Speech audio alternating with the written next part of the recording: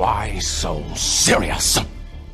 Greetings Multiverse. Since the Fighter Pack 1 DLC reveal, the internet has been abuzz with a sneaky tease in the background of the trailer. 6 shadowy silhouettes can be seen behind Sub-Zero, Starfire and Red Hood, presumably hinting at the next 2 DLC Fighter Packs coming to Injustice 2. With a measure of logic and guesswork, we're going to do our best to identify the most likely names behind these silhouettes. Starting with the most obvious, in the centre of what we'll call Fighter Pack 2 is clearly Black Manta. A few people were disheartened by Manta's appearance as a background character only in Injustice 2, ruling him out as a possible playable character in the story, but it'll be most welcome as a DLC character too.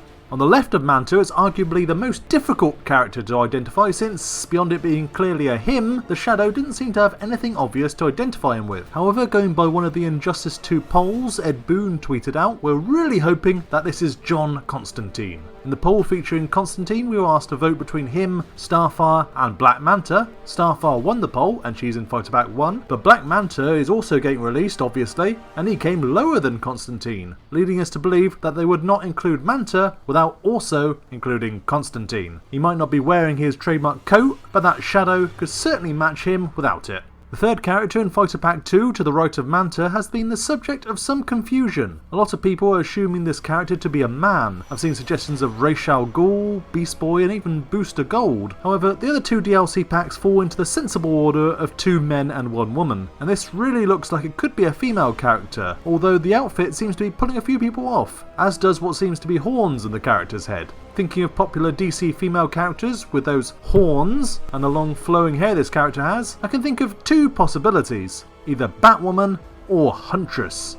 Both of their Injustice comic incarnations look very similar in silhouette, so it really could be either, and I'm not sure which one will be more popular these days. While they may have had some outfit, in particular cape redesign, I definitely think this could be either of these 2 ladies. Moving on to the right and what I'll call Fighter Pack 3, I'll leave the middle character until last as he's the most interesting. The character on the left, a few people have again hoped for Beast Boy and said that this is his gorilla form, but I say that's totally wrong. We instead see a hood and a big armoured outfit, which for us can only mean Azrael, the avenging angel of Saint Dumas. His Arkham Knight character model really seems to be the basis for this silhouette. He's a popular character, well known for being a fighter, and he's had many armoured outfits, so he'd be perfect for the gear system. It's got to be him, and I'm looking forward to his Asbats redesign.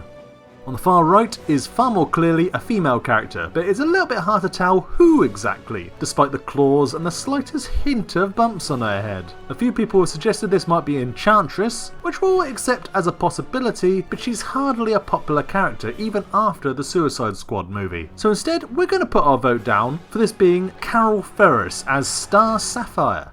We've already had green, yellow and red lanterns so far, so it's time to bring in the violet lanterns of love too.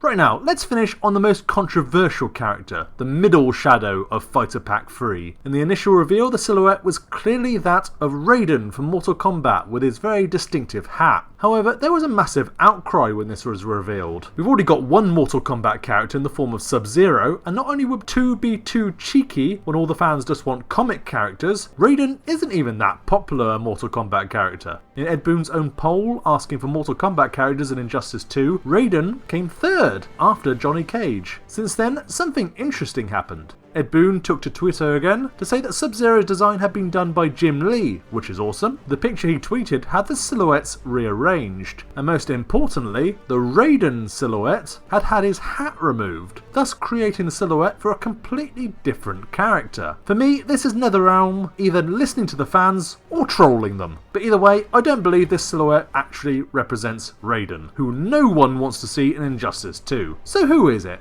Now, the big disappointment of all these characters is the total absence of either Watchmen characters or Spawn, both of which received enthusiastic polls from Ed Boon during Injustice 2's development. So it's sad neither franchise seems to be represented in the game, especially as Watchmen is owned by Warner Brothers, so there shouldn't have been any rights issues. It is our prediction that this final silhouette is going to change even further and fall one of 2 ways. It's either going to become Spawn or Rorschach from Watchmen.